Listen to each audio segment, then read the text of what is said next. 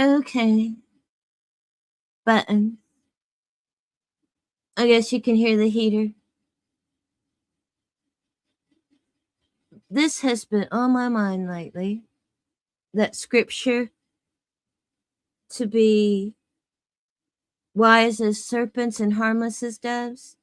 Because I get the understanding that you're supposed to go out and be able to take care of yourself, be wise as a serpent, but you're not supposed to be mean, be as harmless as a dove. But it started, like I said, sometimes things just come into my mind. And so I started wondering about, wise as a serpent. Because I kind of got the harmless as a dove, I kind of get that. But it made me start thinking deeper than just not getting taken advantage of. So anyway, that's what this is going to be. These are things that I have picked up to think about that. Being wise as a serpent.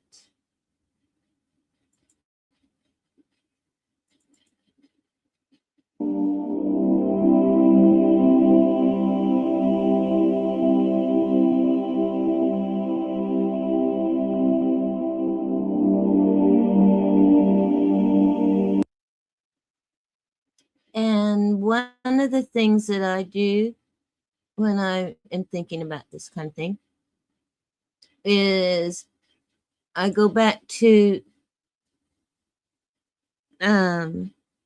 Jewish religion because, Jesus was Jewish, to see what things might be.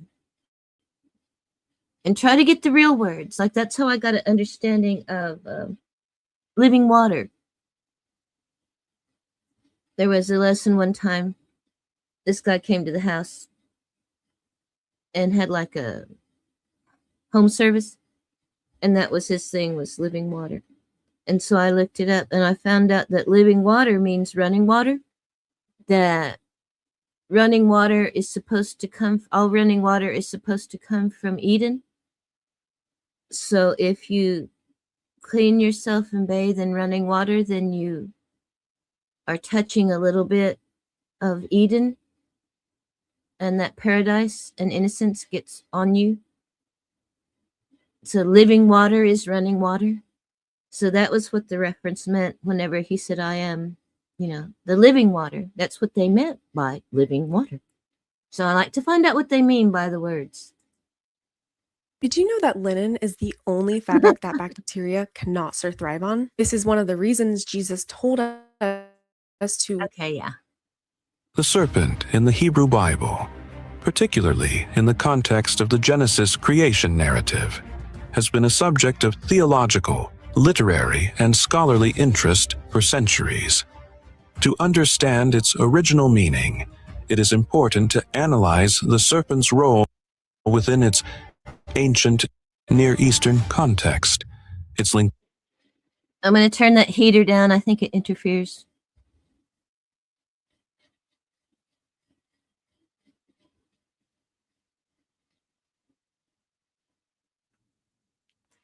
Okay. Linguistic nuances and the broader narrative framework of the Hebrew Bible. The serpent first appears in Genesis 3, described as more crafty, Hebrew aram, than any other beast of the field that the Lord God had made. The Hebrew word aram carries connotations of shrewdness or cleverness, which, in this context, is not necessarily negative but highlights the serpent's cunning nature. This characteristic sets the stage for the serpent's pivotal role in the events that follow. In Genesis 3, the serpent speaks to the woman, Eve, questioning God's command regarding the tree of the knowledge of good and evil. The serpent's question, did God really say, "You must not eat from any tree in the garden?" introduces doubt and prompts Eve to reconsider the divine command. The serpent's statement that, "You will not surely die," and "You will be like God, knowing good and evil," suggests a deeper theological theme.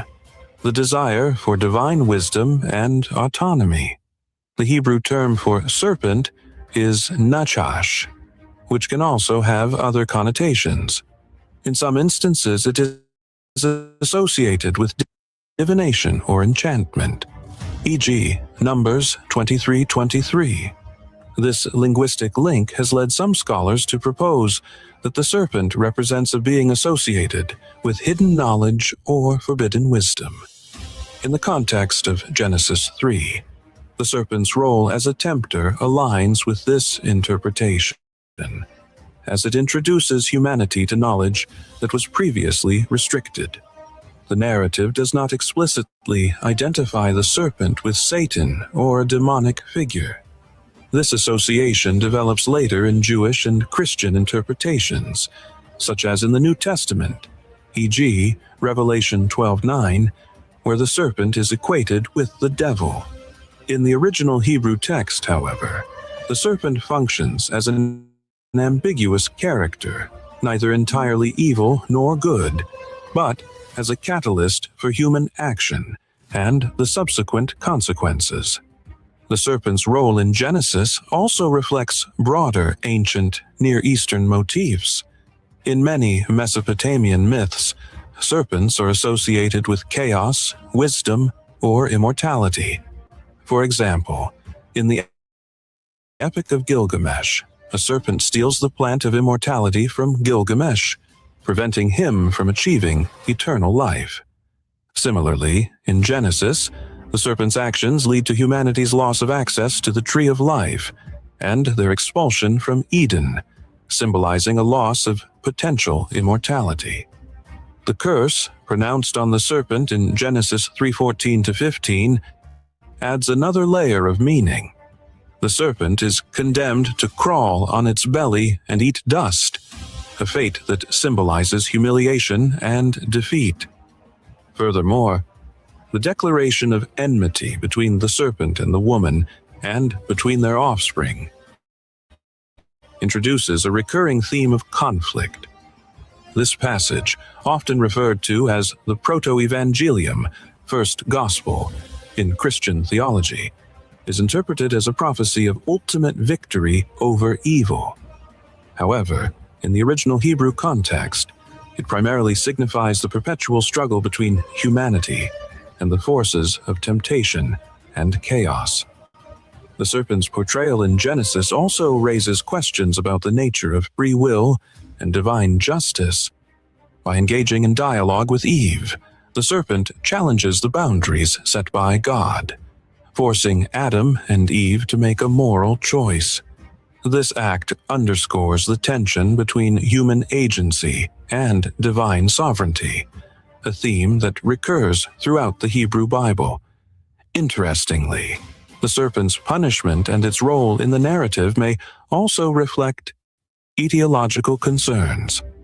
The curse explains why serpents crawl on their bellies and are feared or despised by humans. Such explanations were common in ancient literature, where myths often sought to account. There's another video I saw that asked the question, like, well, if he was cursed to crawl on his belly, what did he used to do? For natural phenomena or cultural practices. The serpent's connection to wisdom is further explored in later biblical texts and traditions. In some passages, serpents are associated with healing and protection. For instance, in Numbers 21:4-9, Moses lifts up a bronze serpent on a pole to heal the Israelites from snake bites. This paradoxical image, a serpent as both a source of harm and healing, highlights the complexity of the serpent's symbolism in the Hebrew Bible. In Proverbs 30:18-19, the way of a serpent on a rock is listed among things that are too wonderful to understand, suggesting an air of mystery and admiration. This ambivalence reflects the serpent's multifaceted role in biblical literature, embodying both danger and fascination. The serpent's influence extends beyond Genesis and resonates in later Jewish thought. In the Second Temple period, texts like the Book of Enoch and the Dead Sea Scrolls expand on the themes of temptation and rebellion introduced by the serpent. Hey friends, Eric here, and in this video I want to talk to you about how you can retire with just $300 by the serpent. These texts often link If I had $300,000, I would definitely be retired already. the serpent to broader narratives of cosmic conflict and the origins of evil. In rabbinic literature, the serpent is sometimes viewed as an external manifestation of the Yetzer Hara, the inclination toward evil within humans. This interpretation shifts the focus from an external tempter to an internal moral struggle, emphasizing the human capacity for choice and responsibility. Christian interpretations of the serpent, particularly in light of the New Testament, often view it as a symbol of Satan or the devil. This perspective retroactively influences readings of Genesis 3, framing the serpent as an embodiment of ultimate evil. However, this is a theological development rather than a reflection of the original Hebrew text. The serpent's legacy also appears in visual art, literature, and cultural symbolism. From medieval depictions of the fall to modern reinterpretations, the serpent continues to captivate the human imagination, serving as a symbol of temptation, wisdom, and the consequences of human choices. Ultimately, the serpent in the Hebrew Bible represents a complex and multifaceted figure. Its role in Genesis 3 intertwines themes of knowledge, temptation, and human agency, raising profound questions about the nature of good and evil, the limits of human understanding, and the consequences of defying divine command. By examining the serpent's original context, linguistic nuances, and broader symbolism, we gain a deeper appreciation for its enduring significance in biblical literature and its influence on religious thought and cultural imagination. The serpent is not merely a villain, but a mirror reflecting humanity's struggles, aspirations, and limitations, making it a timeless and thought-provoking figure in the Hebrew Bible. We find different creatures. Okay, that's why I like to go back to, I know I should probably even go back further than that, but I really don't want to take up another language. I would rather just go to YouTube. The serpent in the Hebrew Bible. So, the Hebrew Bible was not necessarily evil. It was just esoteric wisdom. The Gnostic scriptures, once outlawed and concealed for ages, present a different account. In the Gospel of Philip and the Gospel of Thomas, knowledge, gnosis, is crucial for spiritual freedom, and the serpent is viewed not as a foe, but as a catalyst for awakening. The Ophites, a Gnostic Christian group, honored the serpent as a crucial messenger of sacred wisdom, interpreting Eden's narrative not as a downfall, but as the start of humanity's path to self-discovery. Okay, so we are to be wise as serpents. Spiritually wise, it sounds like. Their doctrines mirror the old stories of the Nagas, who granted humankind advanced knowledge and connected mortals to gods. So all of a sudden you have the serpent coming in, and the serpent whispers into the ears of Eve, not Adam. Adam gives you a life that connects you to earth, to your body. Eve gives you a life that connects you to your soul. But for Eve to become activated, it needs a serpent. The serpent whispers into her ears, do you know why God doesn't want you to go near that tree? Why? Because that tree has fruits. What kind of fruits? I don't know what the fruits are, but if you take a bite, if you chew, and if you swallow, you will have the knowledge of good and evil inside you. And once you have the knowledge of good and evil inside you, you will be an individual, indivisible. You will be autonomous, a law unto thyself. You will have the kingdom of God within you forever. Show your daughter how much you love her with this beautiful gift. It says, The serpent in the Hebrew. Okay. Wise as serpents. Did you know that the seven-headed serpent appears in cultures around the world as a symbol of power and wisdom? From the Gnostics, who depict it in their texts, to the Book of Revelation, where it represents chaos, this intriguing iconography transcends time and geography. In Mesoamerica, the feathered serpent god Kukulkan is celebrated for his 7 heads, embodying the essence of life and knowledge. Meanwhile, Siberian shamans speak of a 7-headed being guiding them through spiritual realms. Even in European lore, King Arthur confronts a 7-headed dragon, symbolizing Dr. E. Happy Sunday. It's almost 6 o'clock in the morning. Yeah, this has been on my mind for days now, that scripture.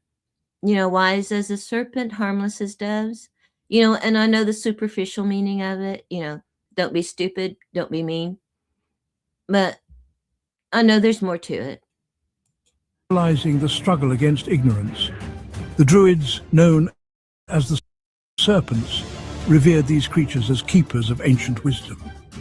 Yet, in a twist of fate, St. Patrick is famed for driving the serpents out of Ireland. A metaphor for the destruction. Hey, Dean, how are you? I guess it's appropriate, it's Sunday. But yeah, this has been on my mind a lot lately, that particular scripture. So I'm wanting to find out more about the wisdom of the serpent. Of the old pagan belief system in 1200 BC. The 7-headed serpent remains a powerful symbol of knowledge and transformation woven into the fabric of human history. If you enjoyed this exploration, like and subscribe for more captivating insights. Okay. The Gnostic scriptures, once outlawed and concealed for ages, present a different account. In the Gospel of Philip and the Gospel of Thomas, knowledge, gnosis, is crucial for spiritual freedom, and the serpent is viewed not as a foe, but as a... Okay. This one. All right, let's cut through the noise and get straight to the point. What if I told you that everything you've been taught about the serpent in Genesis is wrong? That the story you think you know, the one drilled into your head in Sunday school or Bible study, is missing the bigger picture. The word used for serpent in the original Hebrew is nas. Now, here's where things get interesting. Sure, it's often translated as a snake or serpent, but did you know that nas isn't just about a slithering reptile? The word has layered meanings. It's not just a noun, it's also connected to verbs like to whisper or to enchant, often linked with divination or gaining hidden knowledge. The very word used to describe the serpent in Genesis also implies a seeker or bringer of esoteric knowledge. And if you're already thinking, wait, that sounds deeper than just a snake, you're absolutely right. In ancient Near Eastern cultures, snakes were more than creepy animals slithering around. They were symbols, powerful ones. In Mesopotamian mythology, for example, we find references to the god Enki, often symbolized with serpentine imagery, who was a giver of wisdom and knowledge. In Egypt, snakes weren't just dangerous creatures, they were sacred. The uraeus, that famous cobra on Pharaoh's crown, symbolized divine authority and protection. And in Canaanite traditions, serpents were associated with healing and transformation. Does this sound like an evil trickster to you? This historical context raises a provocative question. Was the serpent in Genesis meant to be seen as purely evil, or was it a symbol with a much more complex role? Was it tempting Eve into sin, or was it offering her and Adam a path to knowledge, a path to awakening? Watch what nuts do to our body. Ew. A walnut is really good for you. It's loaded with omega. These aren't new ideas. In fact, they've been floating around in academic circles and alternative interpretations for years, but they rarely make it into mainstream discussions. Why? Because they mess with the narrative we've been spoon-fed for centuries. Now let's zoom in on Genesis 3 itself. The serpent's interaction with Eve is fascinating. It doesn't command her, it doesn't force her hand. Instead, it asks questions. It challenges the divine prohibition with logic and curiosity. Did God really say? This is not the language of a deceiver, this is the language of a challenger, a provocateur, maybe even a teacher. And what about the fruit? Tradition paints it as an apple, but the text simply calls it the fruit of the tree of knowledge of good and evil. The serpent's role here isn't about tempting Eve with something evil, it's about pointing her toward something transformative. After eating the fruit, the first thing Adam and Eve gain is knowledge. Their eyes are opened. They realize they're naked, vulnerable, aware of themselves in a way they weren't before. Is that not a fundamental leap in human consciousness? So I'm guessing that this must have been the beginning of a self-awareness, self-consciousness. Because, well, I mean, I've always thought about the knowledge of good and evil, because until they disobeyed God, there was only good. And when they disobeyed God, they created an opposite to God's will, which was their own will, which was free will. Anyway. Was the serpent really a villain? Or was it playing a role in humanity's awakening? And more importantly, why has that role been vilified for so long? Because it seems like traditionally, originally, it was not evil, is what I'm getting. The original meaning, when Jesus was around talking and using it as an example, it was esoteric knowledge and wisdom, not just wisdom about not getting cheated or, being stupid. Okay, why is this serpents?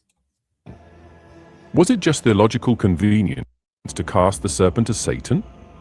Because, spoiler alert, the Hebrew Bible doesn't actually call the serpent Satan. That's a much later interpretation, added centuries after Genesis was written. Alright, if the serpent in Genesis is more than just a snake, then we need to ask a bigger question: why a serpent? Why would the writer of Genesis choose this specific symbol to convey such a pivotal moment in human history? To answer that, we need to dive into the symbolism of serpents across ancient cultures, and trust me, what we're about to uncover will completely change the way you view this creature. Let's start with Egypt, where snakes were far from symbols of evil.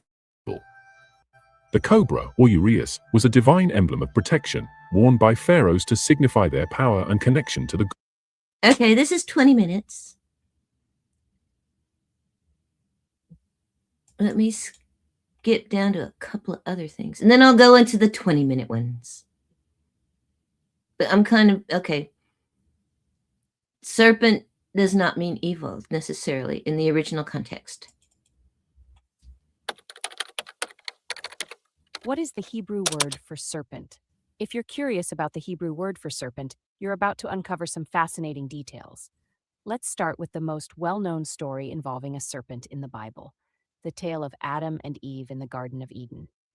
In Hebrew, the word for serpent or snake is nahash, pronounced as nah. This word, often translated as serpent or snake, is first introduced in Genesis 3:1, where it describes the cunning creature that tempted Eve to eat the forbidden fruit. The word nakash comes from a root verb that means to practice divination or to observe signs. This root gives the word an additional layer of meaning, often associated with enchantment or divination. In ancient Near Eastern cultures, serpents were seen as symbols of chaos, danger, and sometimes even healing or protection. In the biblical context, the serpent is famously known for its role in the Garden of Eden, where it is described as more cunning than any other animal of the field. This description uses the word arum, shrewd, or clever, which sets the tone for the serpent's character, a mix of intelligence and deception. There are other Hebrew words related to serpents as well. For instance, saraf means fiery serpent and is associated with the pain caused by a serpent's bite, as seen in Numbers 21 and Deuteronomy 8. Another word, Tannin refers to a sea serpent or sea monster, like the ones mentioned in Genesis 1:21 and Isaiah 27:1. The word nachash is not just limited to the story of Adam and Eve. It appears throughout the Hebrew Bible in various contexts. For example, in Numbers 21, Moses creates a bronze serpent to save the Hebrew people from the bites of venomous snakes, and this bronze serpent is also referred to as nachash. In summary, the Hebrew word for serpent is nachash or nachash, a term rich in meaning and history, reflecting both the literal and symbolic roles of serpents in biblical narratives. Okay. If you think the serpent in Genesis was just a snake, think again. The truth might be more chilling than you ever imagined. The Genesis serpent, it's a symbol of deceit, temptation, and evil. But what if I told you, it might not be a serpent at all? Dive into the Hebrew text and you'll find something shocking. The word nachash, often translated as serpent, can also mean shining one, or diviner. Picture this, an otherworldly being, not a snake, but a dazzling, cunning entity. What if this shining one was an ancient trickster, weaving lies and illusions? Imagine Adam and Eve facing a being of light, a deceiver far more sinister than a mere snake. The story takes on a whole new, terrifying dimension. Is it a fallen angel, a rogue spirit? The possibilities are endless and chilling. So next time you hear the story of the Garden of Eden, remember, the serpent might be more than it seems. Stay curious, stay cautious, and keep your lights on tonight. Oh, well, yeah, I always figured, everything in the Bible is symbolic. So I knew it was not just a snake. Patricia Heaton looks great at 67. Here is her #1 secret. What's your secret for staying? Okay, so if you think the serpent... Stop. Okay. I think all I have left are 2 20-minute things. But, okay. So wise as serpent, harmless as doves. So the serpent is not necessarily just evil. It is a spiritual knowledge originally.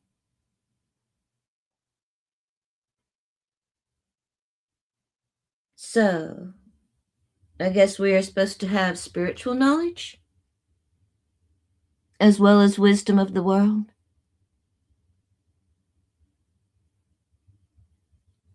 Because I keep thinking back to what I learned at Grandma's house, that you don't get strength and wisdom from just sitting on the couch eating bonbons. You have to go through things and get experience, and that's how you learn wisdom, get wisdom. Well, hopefully you get wisdom out of it. So how do you gain wisdom to be as wise as a serpent?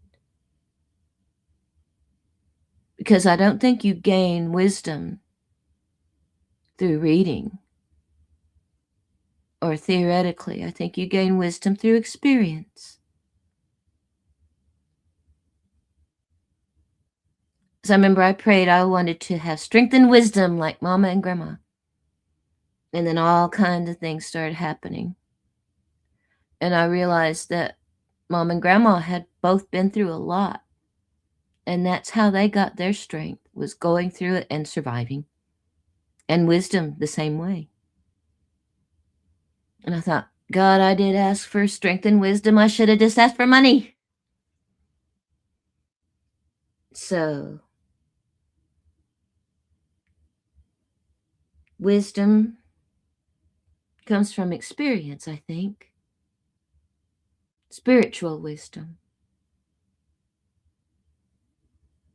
Because we are sent out as sheep among wolves.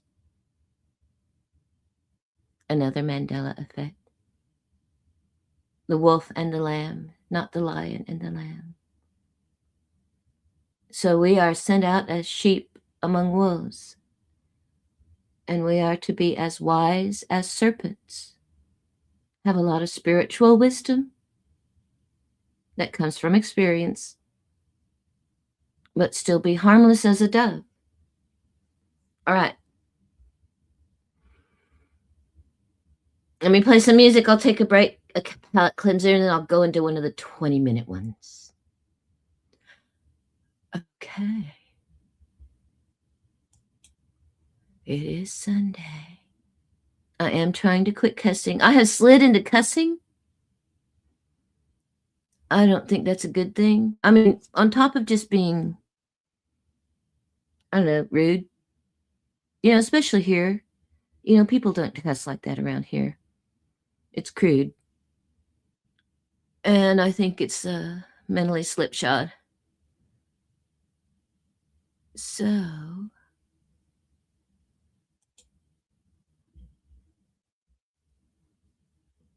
let me play some music. Or these. I showed some of these a while ago. Where I found a lot of 70s commercials about shag carpeting. There was a lot of shag carpeting back in the day.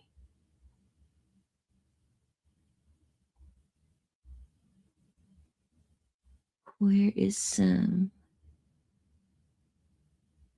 Oh, God, and I think that we're about to be in a war. Maybe not. I mean, we invaded Argentina and took their president over. Like, we're entitled? I mean, I swear to God, I'm an American, but I really get irritated sometimes at our attitude. I mean, we feel like we can just go over anywhere and take over anything and kill everybody's presidents just because we want to. And I feel like eventually karma is going to happen. But I swear to God, we did it again. Anyway. What was I going to show? Oh, God, here's one. It's the new fish waterbed. They're real. Of course. Comfort that moves with you without ever letting go. Bathrooms don't have to feel cold. With waterproof shag, I mean, for real, shag was everywhere. Shower becomes part of the room. Carpet brings warmth into the home. On the wall, it helps soften sound and adds comfort you can feel.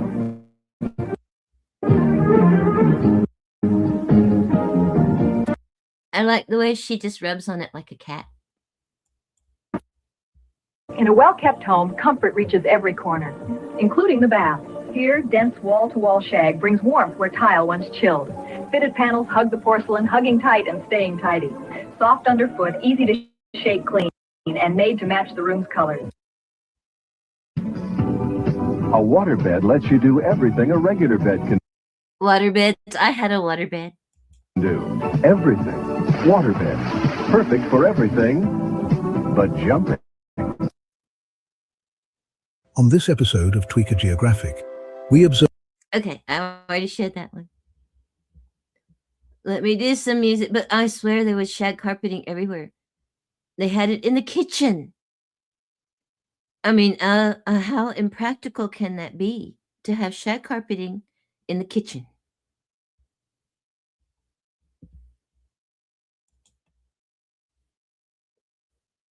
Okay, let me play some music and then I'll go back to a 20-minute thing on wisdom.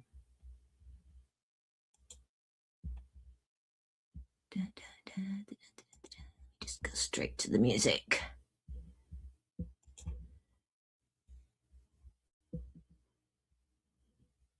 Music, music, music.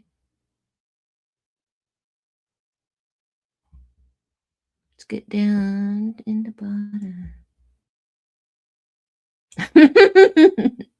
Okay, then I'll be ready for 20 minutes of religious instruction.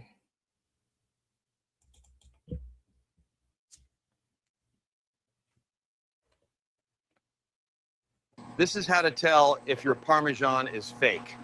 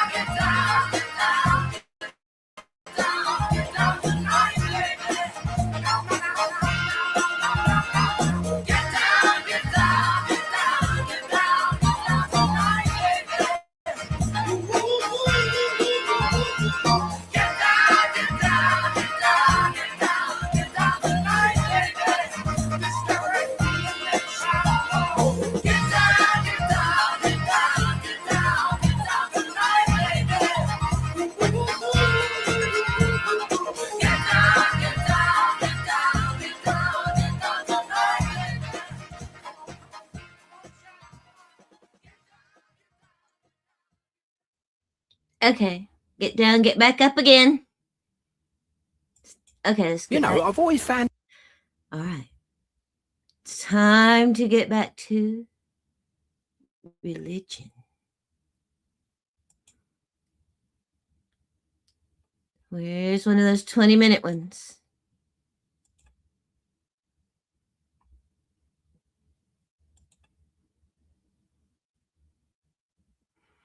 Okay.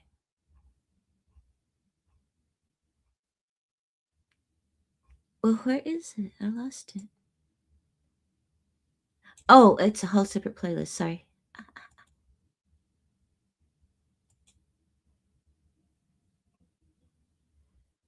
Where?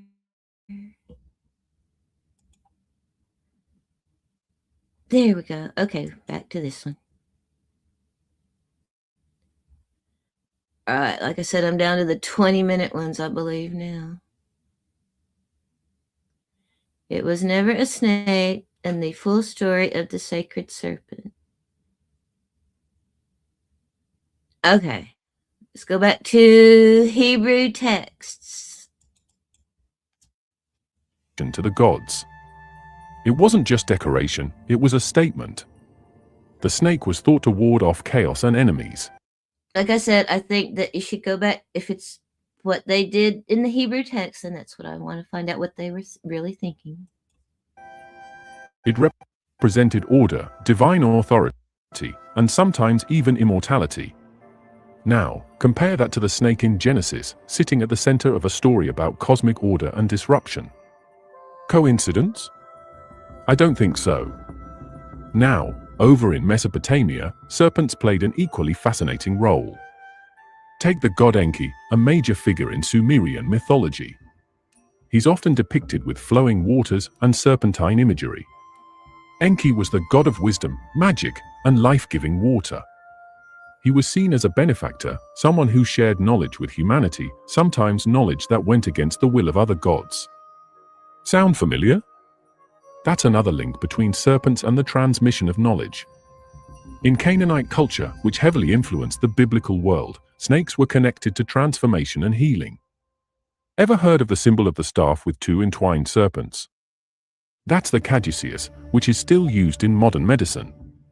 Snakes were seen as powerful agents of change, not inherently good or bad, but forces that could bring renewal or destruction, depending on how they were engaged. And then there's the Greek connection. Though the Genesis story predates classical Greek mythology, the parallels are striking. In Greek myths, serpents often guarded sacred treasures or forbidden knowledge. For example, in the story of the Garden of the Hesperides, a dragon serpent named Ladin guards the golden apples of immortality.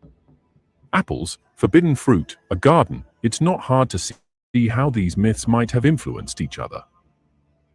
But here's where it gets really interesting, the serpent's dual symbolism. In nearly every ancient culture, snakes weren't just one thing. They were revered for their wisdom and feared for their venom. They represented life and death, creation and destruction. They were boundary crossers, moving between the earth and the underworld, the sacred and the profane. One last thing, snakes weren't random in these stories. They were carefully chosen symbols, loaded with meaning. They were never just animals, they were messengers, intermediaries, carriers of hidden truths. And the serpent in Genesis? It fits right into that pattern. This wasn't some random snake slithering into a garden. This was a symbol that carried with it centuries of cultural weight, led meanings that we're only just beginning to unpack. The ancient Hebrew language often uses wordplay and layered meanings to convey deeper ideas. The word nahas shares linguistic roots with terms that mean to shine or bright. Some scholars have even drawn parallels between nahas and celestial imagery, like that of a shining figure, an angelic or divine being. Could the serpent have been portrayed as a radiant, almost otherworldly entity, not just a creature of the earth? And let's not forget the context. The serpent in Genesis is described as Aram, which is typically translated as crafty or cunning. But here's the twist, the same Hebrew word can also imply shrewdness or intelligence. It's a word that carries a neutral connotation, depending on how it's used. So, was the serpent being deceptive, or was it simply presenting a clever challenge to the status quo? The text doesn't definitively say, it leaves that interpretation wide open. Now, let's look at what the serpent actually does in the story. It doesn't lie outright. It asks a question: did God really say you must not eat from any tree in the garden? And when Eve responds, it says, you will not surely die, for God knows that when you eat from it, your eyes will be opened, and you will be like God, knowing good and evil. Notice something here? The serpent doesn't actually contradict God, it just frames the situation in a new way. Here's the kicker: everything the serpent says turns out to be true.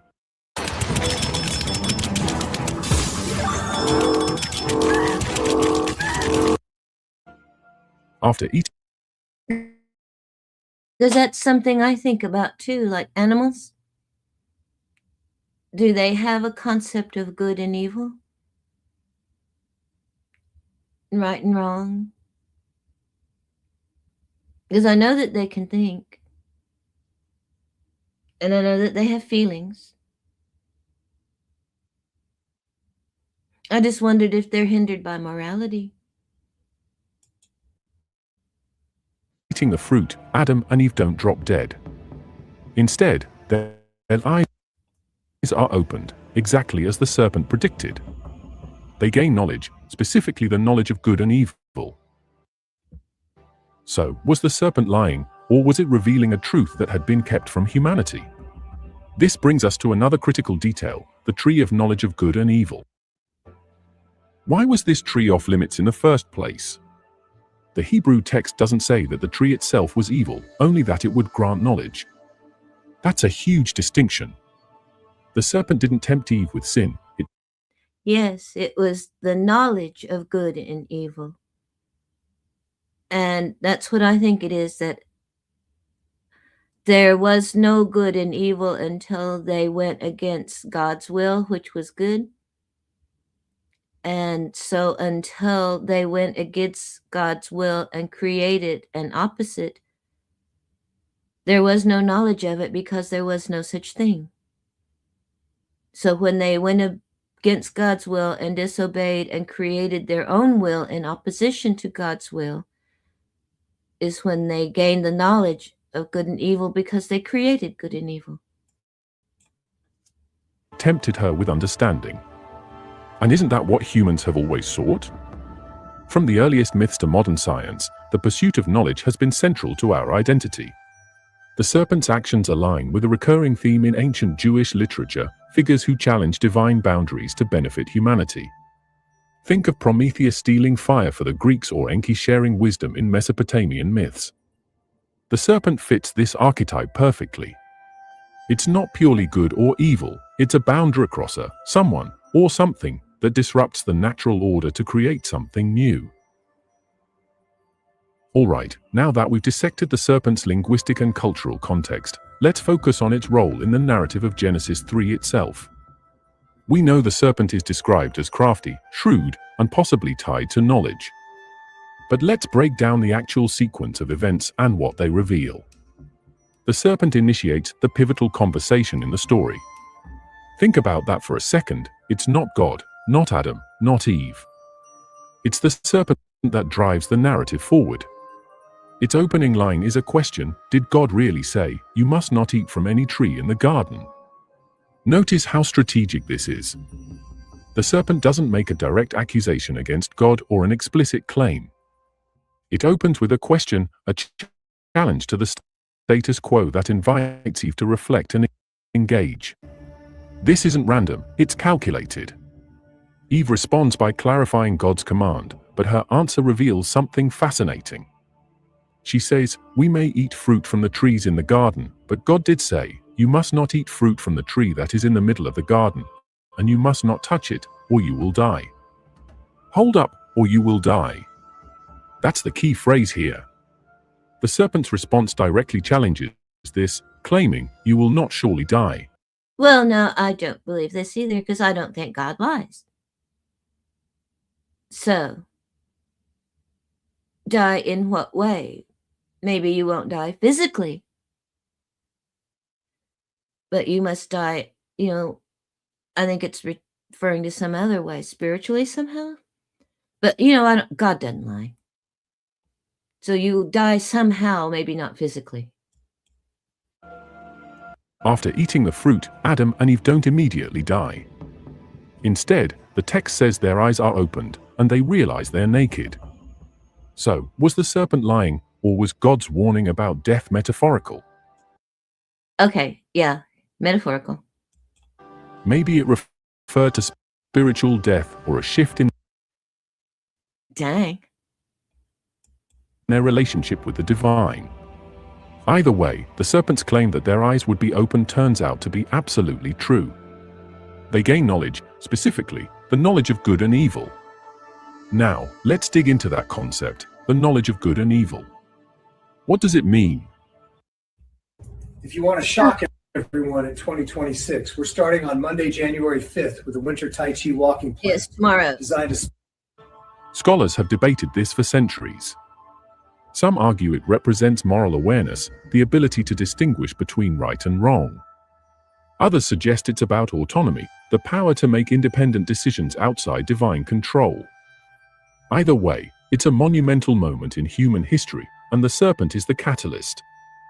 Here's the kicker: God's response to Adam and Eve eating the fruit confirms the serpent's claim. In Genesis 3 verse 22, God says, "The man has now become like one of us, knowing good and evil." Think about that. That's another thing people point out, one of us, like there are multiple gods. Anyway. God acknowledges that the humans have gained divine-like knowledge. This raises a provocative question: was the serpent's role one of deception, or was it simply presenting an uncomfortable truth? The serpent's actions don't end there. It shifts the power dynamics of the entire narrative. By convincing Eve to eat the fruit, it disrupts the perfect order of the Garden of Eden. This isn't just about breaking a rule, it's about challenging a system where knowledge and authority are centralized in the divine. The serpent's role forces humanity to step into a new reality, one of choice, consequence, and responsibility. And let's not overlook Adam and Eve's actions. The text often frames Eve as the one who was deceived, but look closely, she carefully evaluates the serpent's words, observes the tree, and makes a decision. This isn't blind temptation, it's a conscious act. Adam, on the other hand, takes the fruit. Yes, it is an act of free will. This is the beginning of free will. A choosing to be in opposition to God's will. From Eve and eats without question. What does that say about their roles in this story? Here's another layer: the serpent isn't punished with annihilation or destruction.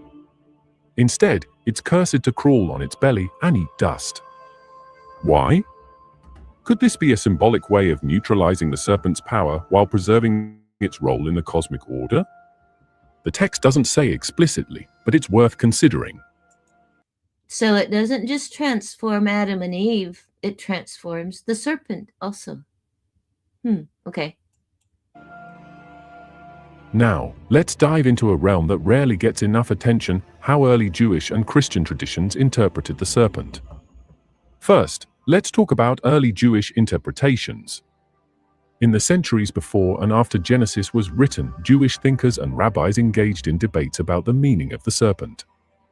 One key source is the Talmud, where rabbinic discussions suggest that the serpent might not have been a literal snake at all. Some rabbis speculated that the serpent was a kind of humanoid creature, intelligent, possibly even divine in origin, and capable of speech. They didn't see it as merely a tool of deception, but as a significant character with its own agenda. Then there's the Book of Enoch, an ancient Jewish text that isn't included in the Hebrew Bible, but was widely read during the Second Temple period. Enoch expands on the idea of supernatural beings interacting with humanity, including watchers who bring forbidden knowledge to mankind. While it doesn't directly address the serpent, it frames the broader cultural context, a fascination with entities that challenge divine boundaries by revealing hidden truths. Let's shift to early Christian interpretations. By the time the New Testament was written, the serpent had undergone a radical transformation. In Revelation 12 verse 9, the serpent is explicitly identified as Satan, described as that ancient serpent, who is called the devil. This connection isn't present in Genesis itself, it's a later reinterpretation that shaped Christian theology for centuries. But here's the question, why was the serpent linked to Satan in the first place? To understand this, we need to consider the early Christian context.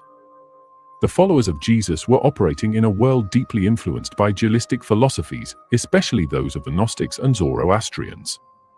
These systems emphasized a cosmic battle between good and evil, and the serpent fit neatly into this framework as a symbol of rebellion against divine order. This reinterpretation served a theological purpose, but it's not rooted in the original Hebrew text of Genesis. Speaking of Gnosticism, this is where things get really wild. In certain Gnostic Okay, divine order. So, So we are just supposed to go along with what God says. Okay. traditions, the serpent is actually seen as a hero. That's right. Instead of being a deceiver, it's a liberator, an entity that reveals the truth and empowers humanity to break free from ignorance. These Gnostic texts argue that the God of Genesis, often referred to as the demiurge, was a tyrannical figure who sought to keep humanity in darkness. The serpent, by encouraging Eve to eat the fruit, becomes a savior figure, bringing enlightenment. Of course, this interpretation was condemned as heresy by the early church, but it shows just how diverse and controversial the serpent's image was in the ancient world. Far from being a simple villain, it was a symbol that could represent everything from temptation to liberation, depending on who was telling the story. And then there's the symbolism of the serpent in the wilderness from the Book of Numbers, where Moses lifts up a bronze serpent to heal the Israelites. Think about that for a second. The same creature that's vilified in Genesis is later used as a symbol of salvation. This duality is not a coincidence, it's a recurring theme in the Bible and ancient Jewish thought. The Bible wasn't written in a vacuum. It emerged in a cultural melting pot where ideas flowed between civilizations, and the serpent in Genesis is no exception. Watch what water does to our body.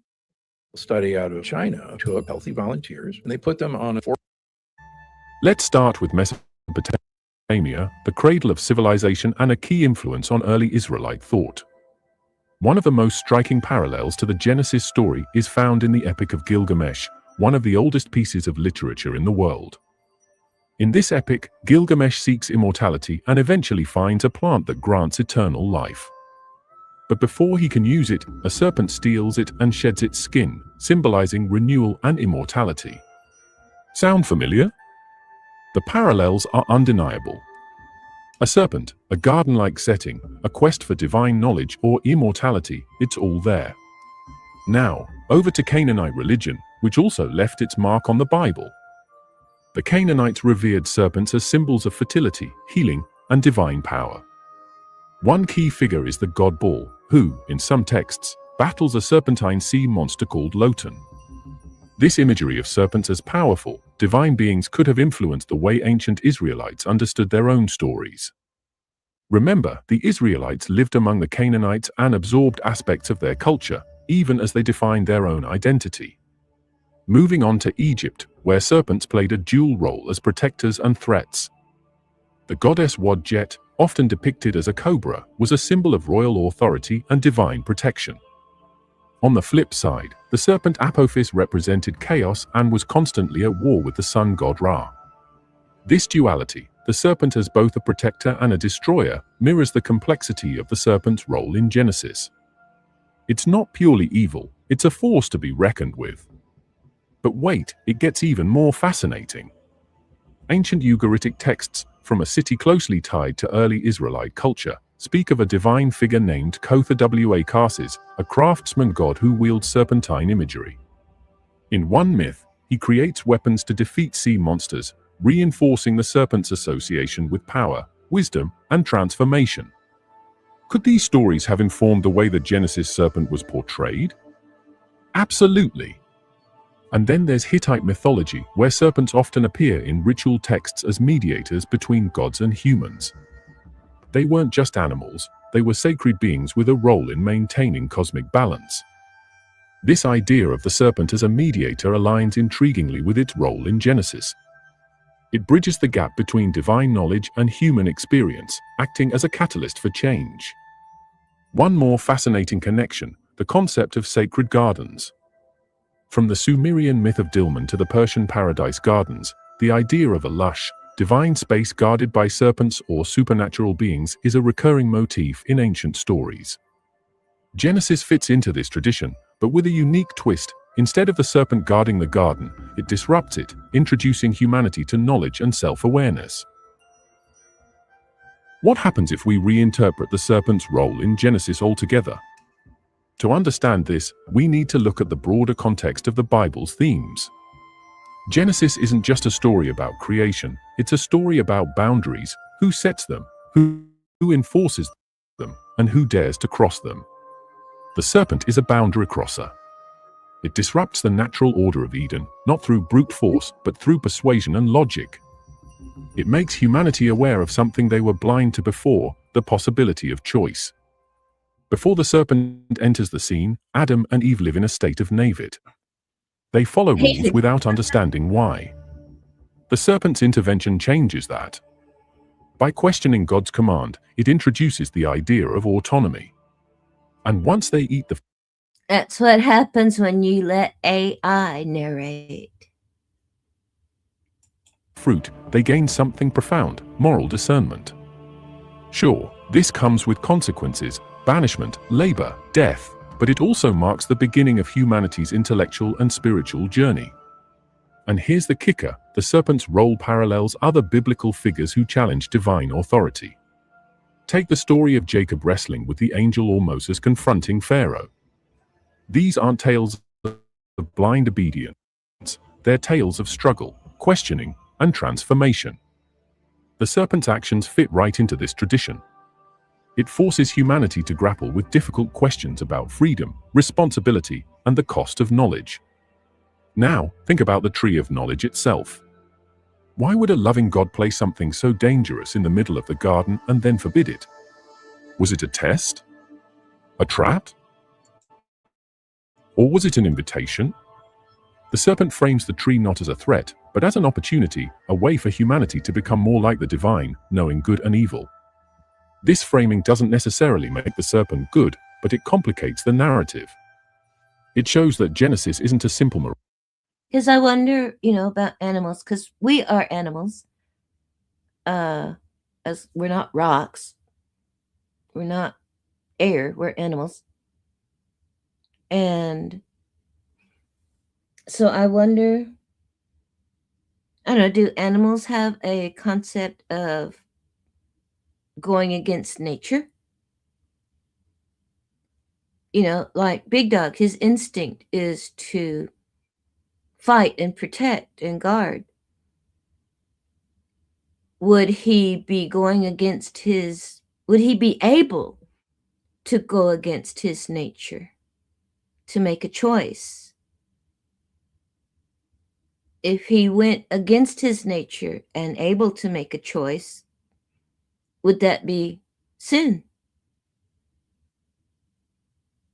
Can animals sin? Do they have choice? Do they have free will? We're animals. So maybe this is the difference. We can choose to go against nature. morality tale. It's a story about complexity. Oh my goodness, it's like Machine Lies, isn't it? We go against nature. Risk and growth. Here's another layer to consider, the serpent's punishment. In Genesis 3 verse 14, it's cursed to crawl on its belly and eat dust. This isn't just a physical transformation, it's a symbolic act of humiliation and containment. The serpent, once a figure that moved between realms, earthly and divine, is now bound to the ground, stripped of it. Because I wondered, some of it showed the snake being upright. Maybe that's what it did before it was cursed to be on the ground. Because, what did it do before it was cursed to be on the ground? Its intermediary power. But why not destroy it outright? Could it be that the serpent's role as a provocateur was essential to the story's purpose? And let's talk about humanity's punishment, 2. Adam and Eve are cast out of Eden, but they aren't annihilated. Instead, they're sent into the world to live, to create, to struggle.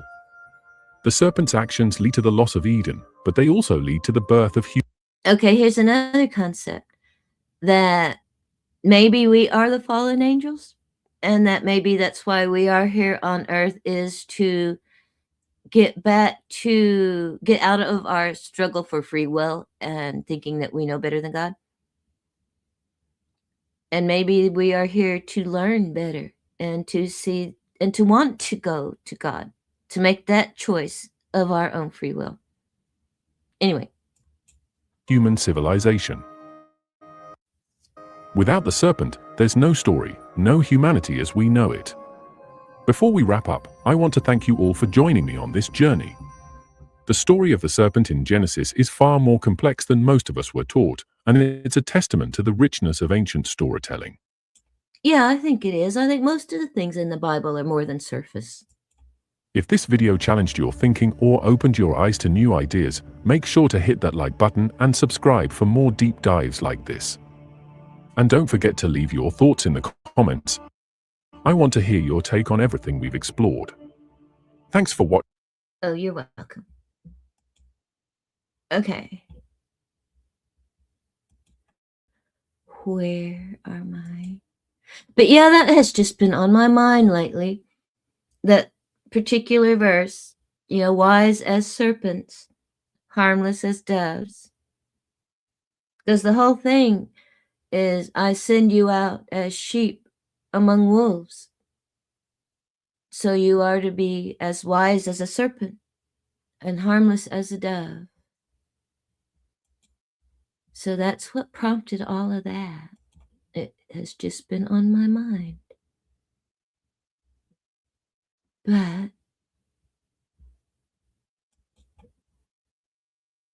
it is almost 6:30.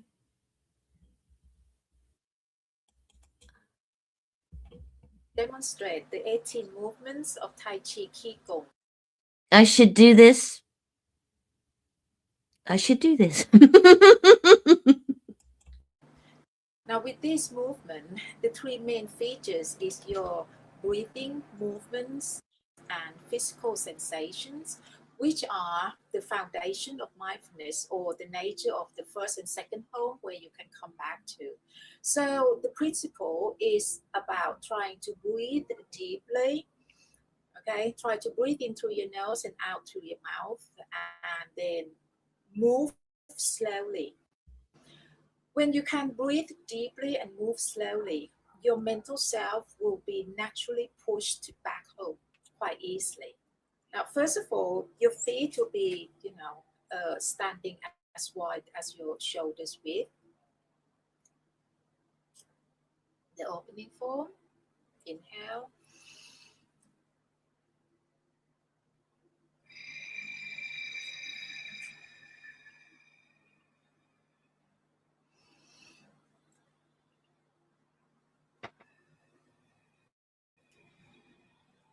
Before COVID, they had Tai Chi classes down at the hospital, at the wellness center. But COVID.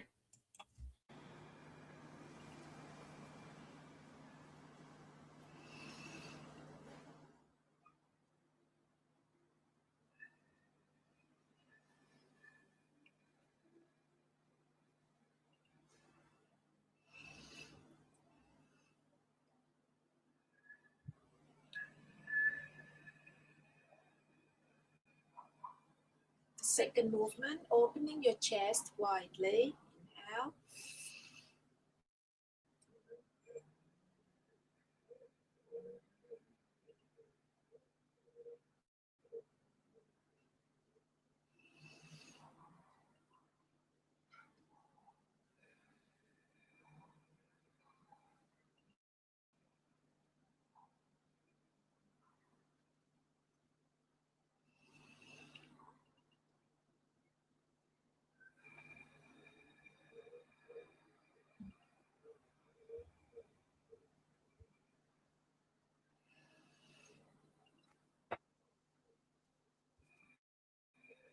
Any minute now, I will just burst into Tai Chi. The third movement, the rainbow.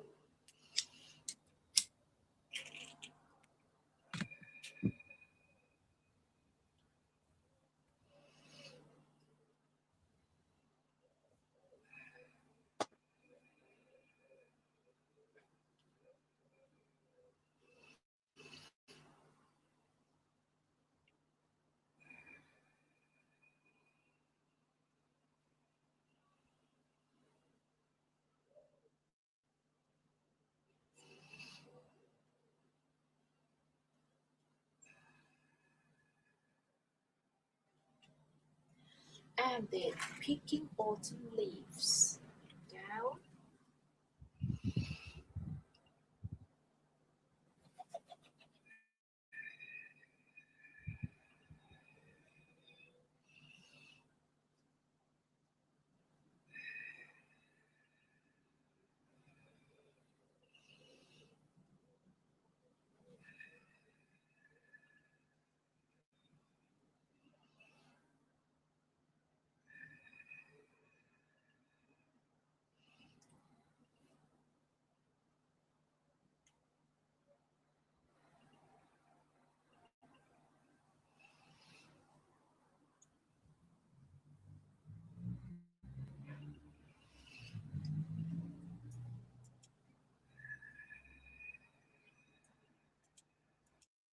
Okay, I will.